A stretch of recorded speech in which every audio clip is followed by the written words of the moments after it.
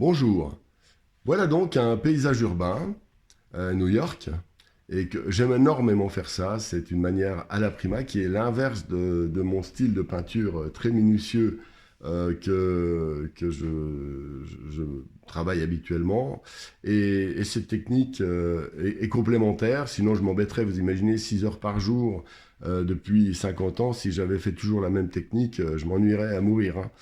Voilà, donc voilà, c'est une technique qui m'a beaucoup aidé d'ailleurs, qui a eu beaucoup de succès commercialement, je dirais, sur le plan des galeries, etc. Et je vous en parle parce que c'est un sujet qui réclame beaucoup de sensibilité. La finition de ce genre de travail est complexe parce que on peut vraiment aller dans tous les sens. Autant dans un travail minutieux, il est relativement facile d'ajouter des détails, d'ajouter des choses. Là, rajouter trop de détails, ça peut nous faire aller dans tous les sens et on serait complètement à la rue. Voilà. Alors, qu'est-ce qu'on peut faire comme détail dans un tableau comme celui-ci? Alors déjà, ça a été travaillé au départ à l'acrylique, puis à l'huile. J'ai fait une formation sur ce sujet, donc qui qui a été expliqué dans le détail, mais la finition, je voudrais vous en parler sur certains points. C'est, nous sommes dans une sorte de flou artistique, parce que nous pouvons jouer sur trois ingrédients, c'est-à-dire sur le détail, la minutie, donc ce qu'on appellerait le contraste de précision. Par exemple, si je veux rendre, je peux très bien rendre très précis certaines zones, comme ici, mais dans ce cas, on ne verra que ça. Et c'est un peu dangereux. Par ailleurs, je peux très bien faire aussi minutieux tout ça, mais dans ce cas, le tableau, le grand danger, si je fais ça, c'est de le faire changer de nature. N'oublions pas que là, c'est ce qu'on appelle une technique à la prima, ça a été fait en quasi une séance, avec quelques petits détails après. Eh bien, il faut rester dans cet esprit, c'est-à-dire, il faut travailler avec des touches, des éléments qui vont préciser, mais sans pinailler. Donc là, par exemple, si je veux travailler là, et j'ai quelques touches à reprendre. Par exemple, ici, je pourrais faire quelques petits détails qui vont indiquer la pancarte. Là, c'est une grande affiche. Ici aussi. Et donc, je peux travailler sur des touches, mais je peux travailler aussi sur les couleurs. Si je veux mettre une couleur extrêmement vive, là, je peux l'ajouter. Mais si c'est trop vif, ça va jurer par rapport au reste. Donc en fait, c'est comme une sorte de toile d'araignée, un tableau comme celui-ci dans la finition, valable pour les autres finitions, même les finitions minutieuses. Si vous coupez un fil d'une toile d'araignée, eh bien, cette microscopique tension que vous avez enlevée va se répartir sur la totalité des autres fils de la toile d'araignée. C'est un peu pareil ici.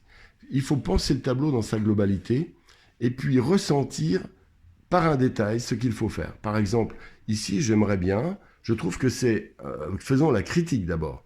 Avant de prendre des décisions de modification, il faut faire une analyse, une critique.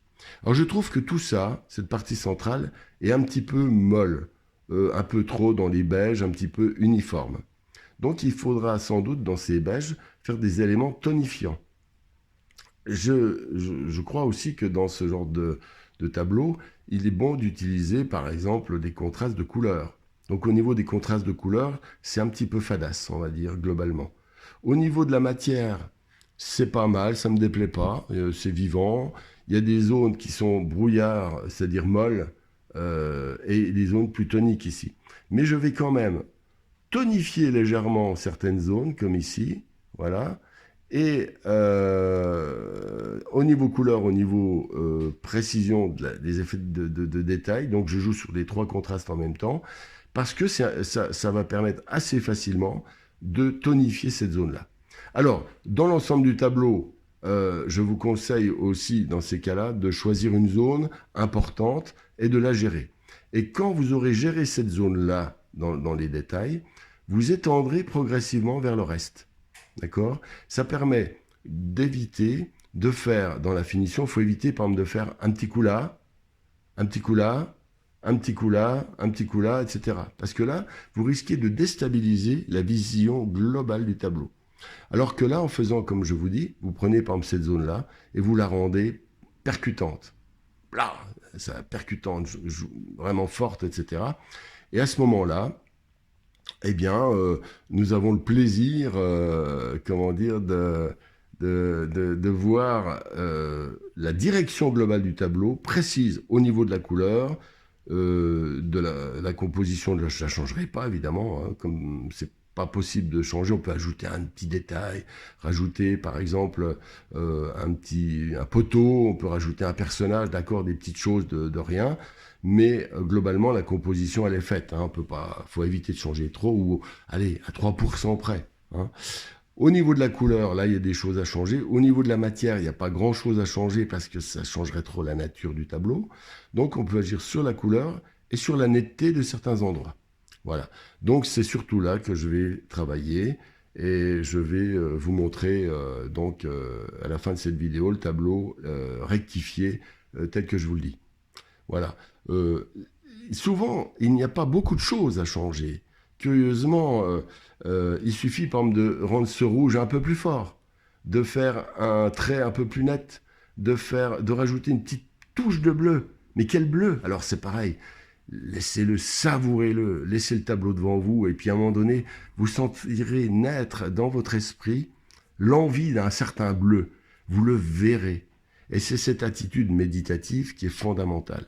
Et c'est la magie de la finition, et c'est la magie du tableau. C'est ce qui fait que votre tableau sera intéressant à la fin. Quand un tableau est terminé, combien de temps faut-il?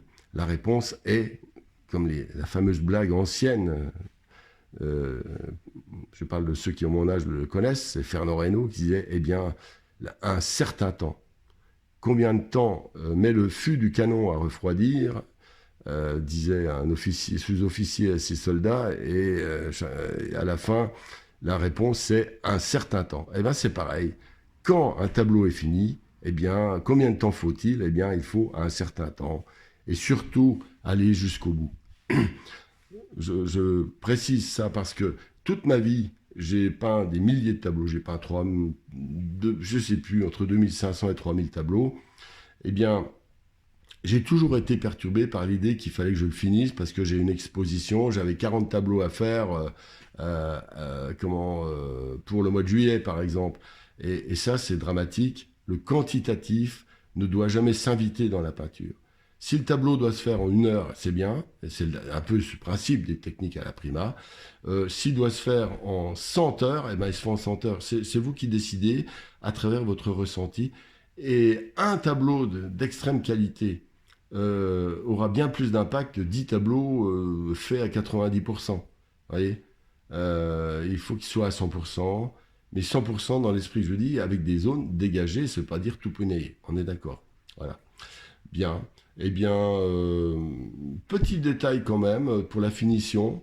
Alors, autant ces techniques à la prima ont été faites par des touches, des tâches en une seule séance, au couteau, au pinceau, etc. De manière assez brute, assez gourmande, je dirais. Mais la finition, je préfère la laisser pour justement, après cette phase de méditation.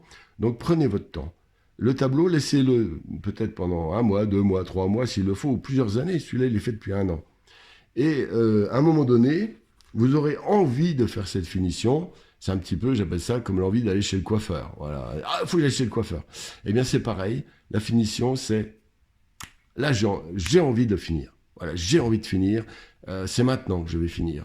Voilà. Et là, je vois un bleu, je vois une tache, et puis ça. Et peut-être que ces décisions que vous prenez maintenant, vous avez peut-être tergiversé pendant des années, pendant des mois, en disant ah merde, je verrais bien du bleu, mais tu crois, c'est pas terrible, vous savez pas vraiment. Et bien c'est à un moment donné, tac tac tac, ça cherche, puis plaf, ça y est, vous savez ce qu'il faut faire. Eh bien c'est un peu mon conseil que je vous donne aujourd'hui. Alors bien sûr, quand vous faites les finitions, pensez toujours gras sur maigre. Mettez de la peinture plus grasse que ce qu'il y a en dessous. D'accord? Voilà. Eh bien, il ne nous reste plus qu'à vous inviter à reprendre des vieux tableaux et à les finir, pourquoi pas. Mettez des tableaux que vous avez faits il y a 3, 4, 5 ans et dites-vous, tiens, je vais changer 5%. Mais quel 5%? Voilà, amusez-vous bien. Si vous avez aimé cette vidéo, n'hésitez pas à vous abonner à la chaîne, à liker, à à vous abonner à la newsletter si vous voulez recevoir donc mes activités les formations plus complètes, voilà, qui sont bien sûr qui ne sont pas dans le cadre de YouTube. À bientôt, amusez-vous bien.